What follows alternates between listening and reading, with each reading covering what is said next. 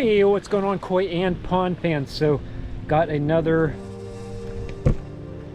product review here for you. This is the Pond Max 7200. I've had this model for at least 3 years now.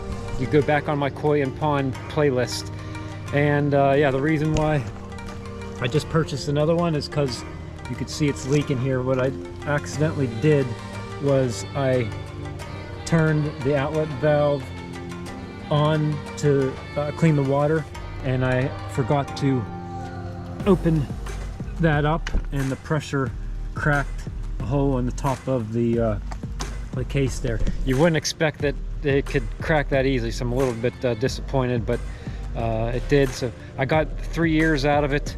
I wanted to buy a bead filter unit, and it's just like, yeah, just a little too much money. And you're gonna have a big, I don't want to have a big unit here, and then you have to buy the pipes that come out over the top of it, an air blower unit in order to circulate the beads inside the media in order to get a good backflush. And then they generally don't come with UV filters, so then you gotta hook a UV filter up on top of that, and it's gonna have pipes all over the place, and that's not what I want. So I just bited the bullet, or whatever you call it, and purchased another one here to replace it. So always a pain in the butt to get them not to leak, so we're gonna figure that out here as we buy a new one. This was not too sturdy on this one as far as cleaning it out. We'll see if they change that on the model. I kept it going over the winter, and not this year, but previous winters.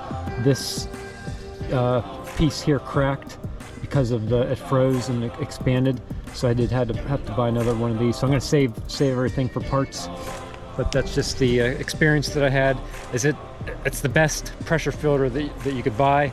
It's close to $1,000 with tax, though. I got on Ponds Plus Waterfalls website is where I got it from. So all right, so let's check out the new one. On the box it said it was a 2025 model. I'm recording this in 2026 right now, but that's what the box looks like. Read the specs here.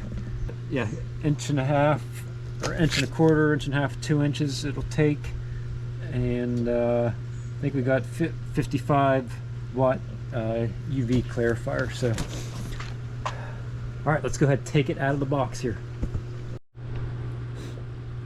All right, here's what it looks like coming out of the box. It was clamped together.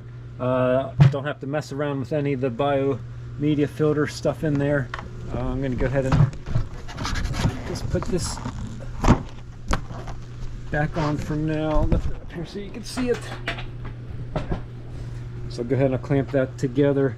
So yeah, it is cool. It comes with 2-inch. I didn't realize that. I'm actually running a 2-inch hose for the waterfall up there, and you could see, run over quick, I'm not running a filter off of this pond, so you can see how dirty the water is on this one compared to this is crystal clear with the pressure filter hooked onto it. So maybe I'll end up buying another one and hooking up to the waterfall up there. So all right, I'm gonna go ahead and put these pieces on here. Nothing too complicated. All right, so here's my plan. Again, this is you could easily figure out how to screw these on. This is what I'm going to go with. I am going to try putting these on. These do not come with it, over top of that, and then put the pipe in on that end, as opposed to just screwing the pipe on top of the bracket. And I think that's going to save it from leaking. So if we're going to try that, I do recommend I get this pipe off of Lowe's. It's called like HDM, like Superflex hose. You definitely want to buy that. You don't want to buy anything corrugated or the cheap plastic. It'll burst in the winter time. So definitely want to get this Superflex.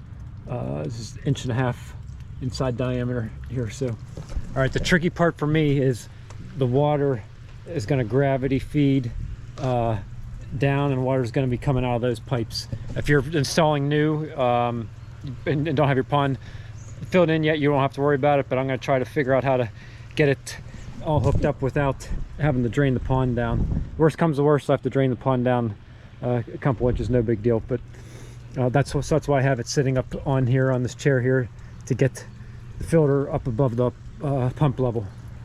All right, so I'm going to start by disconnecting those and putting it on here.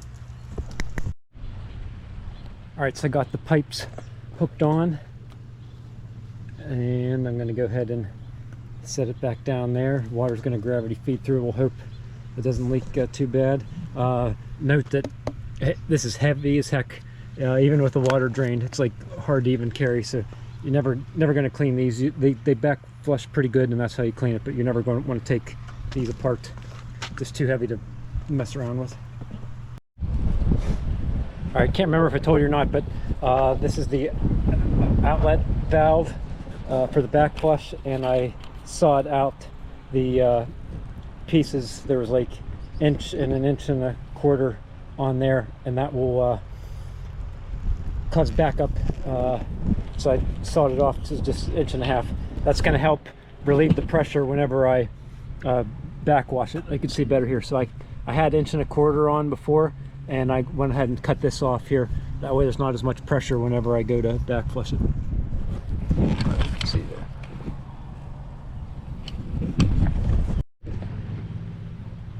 All right, so I think I got it together to my satisfaction. Let me just, so I don't confuse you, I had 1.25 inches for the backflush, and I ripped that out and I put 1.5 inches out. That way, again, there's no pressure that builds up whenever I hit the backflush there. So we're going to keep it unplugged for now. That's the UV filter. I'm going to go ahead and plug the pumps in and see how much water leaks there. All right, insane, I got it right the first time. So this absolute key, buy these pieces at the hardware. No leaks.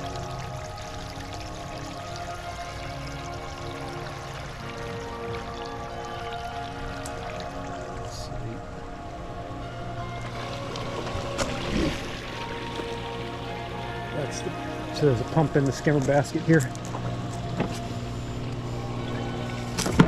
It goes out into there, comes back out through the waterfall, and there's the koi.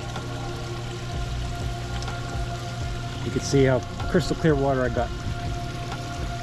All right, let's just one last thing. Let's check the backflush real quick.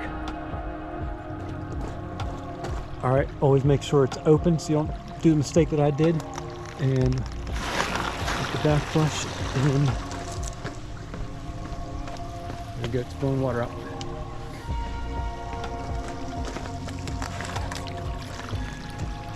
They did, looks like they improved this nozzle. It's sitting above this here. On this one, you can see it, the old model was scraping there, so a little bit of improvement there.